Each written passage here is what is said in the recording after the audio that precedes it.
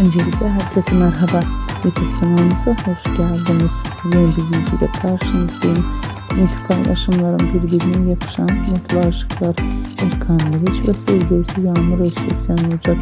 Yaz dizisinde partner olarak çalışan çiftler güzel hayatta aşk yaşıyor. Yakında evleneceklerini söyleyen ikiliden güzel kareler, tatil paylaşımları geldi. Görüntüleri bir araya toplayıp ben de sizlere sunuyorum. Umarım beğenirsiniz. Hoşçakalın arkadaşlar.